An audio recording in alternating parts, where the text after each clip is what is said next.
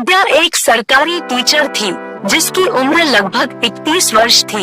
इतनी उम्र की हो जाने पर भी विद्या की शादी कहीं नहीं हो पाई थी, लेकिन विद्या को इस बात का कोई भी पछतावा नहीं था। सांवले रंग और दुबली पतली कट काठी की होने के बावजूद सिंपल से दिखने वाली विद्या सुंदर ही लगती थी। विद्या का एक बड़ा भाई था, सागर।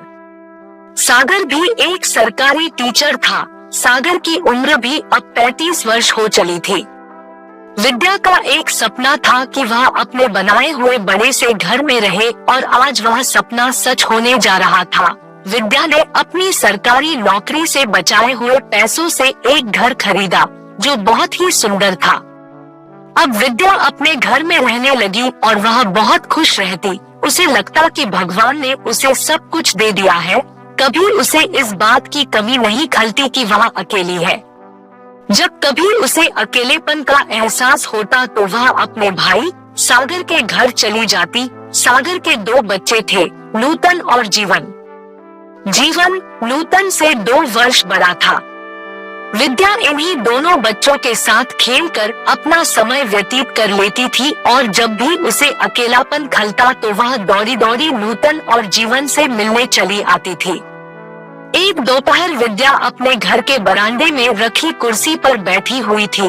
देखने से लगता था कि वह किसी गहरी सोच में डूबी हुई है। विद्या सोच रही थी कि जब मैं बच्चों के साथ होती हूँ तो कितना खुश रहती हूँ। अगर एक बच्चा मेरे साथ भी रह जाए तो मेरे जीवन का खालीपन भी दूर हो जाएगा और इस घर में रौनक भी आ जाएगी और जो खालीपन का बार बार एहसास होता है वह भी दूर हो जाएगा। उसने सोचा कि चलो अपने भाई से इस बारे में बात की जाए। हो सकता है भाई के नाते वह उसे एक बच्चा दे भी दे। इसी उधेड़बुन में उसकी दोपहर निकल गई। शाम होते होते उसकी बेचैनी और भी बढ़ गई। इस बेचैनी के कारण उसे रात भर नींद भी नहीं आई। कई बातें उसके मन में चलती रही। क्या उसे बच्चा मांगना चाहिए? क्या उसका भाई उसे बच्चा देगा? क्या उसे जीवन को मांगना चाहिए या नूतन को? भाई और भाभी का लगाव जीवन से कुछ ज्यादा ही है और लड़के का मोह तो वैसे भी ज्यादा ही होता है। या शायद नूतन को दे दे। हो सकता है विद्या की प्रॉपर्टी नूतन को मिलेगी। यह सोचकर ही नूतन को विद्या को सौंप दे और लड़की की विवाह की चिंता भी कम हो जाएगी। इन सभी उधेड़बुन में विद्या रात भर करवटें बदलती रही।